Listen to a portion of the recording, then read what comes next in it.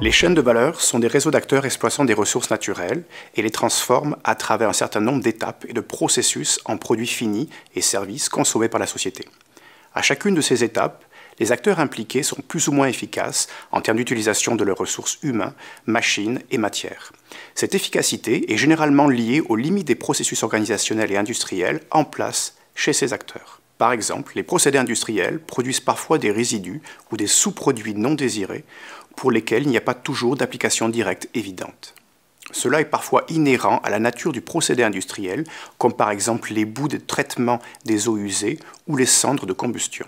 Parfois, cette inefficacité peut prendre la forme de configuration ou de planification inefficace des procédés industriels ou des opérations, ou au vieillissement des équipements, ou même au manque d'automatisation. Par exemple, dans l'industrie du transport, le remplissage partiel des camions et les voyages de retour à vide forcent une surutilisation des camions pour satisfaire les besoins de transport. De telles inefficacités peuvent ainsi arriver pour plusieurs raisons au sein des organisations. Cependant, ces dernières ont compris que l'amélioration des procédés et de ces pratiques peut mener à des économies substantielles dans certains cas. Pour cela, chaque inefficacité doit être étudiée dans son contexte afin de bien comprendre les causes et concevoir des solutions particulières appropriées. Cette optimisation des opérations est donc une stratégie très générale qui peut employer divers outils et méthodes d'amélioration et qui a pour objectif de maximiser l'efficacité de l'utilisation des ressources, qu'elles soient humaines, machines ou matières. Cette stratégie peut ainsi prendre plusieurs formes, par exemple en adoptant de nouveaux procédés produisant moins, voire pas de résidus, comme l'impression 3D qui n'utilise que de la matière nécessaire à la fabrication des pièces, ou en adoptant des procédés consommant des ressources alternatives, voire même des résidus industriels d'autres organisations, comme dans le cas des synergies industrielles.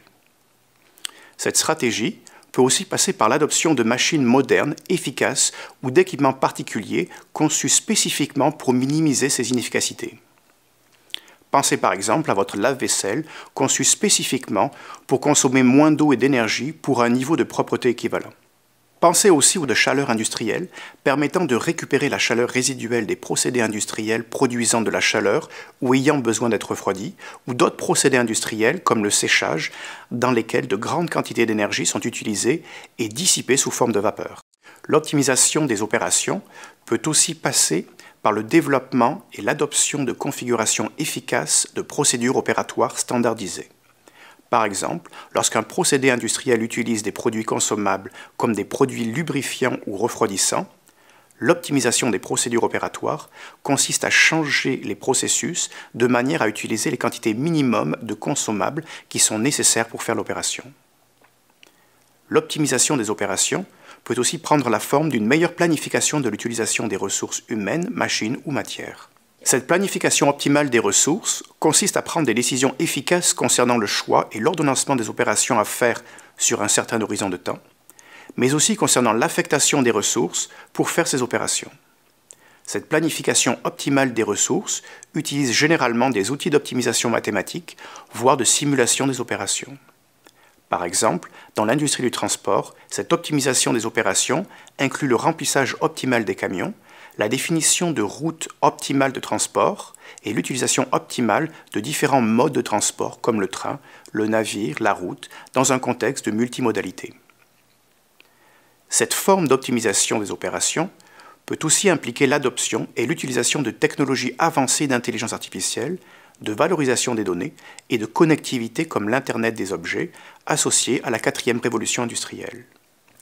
De façon générale, cette logistique efficace implique des pratiques. La logistique inverse est une stratégie d'optimisation des opérations dédiée aux opérations de retour des produits retournés ou en fin de vie, aux conteneurs et contenants, aux palettes et aux composantes inutilisées ou défectueuses afin de les réintroduire dans la chaîne de valeur et ainsi réduire les besoins en matière.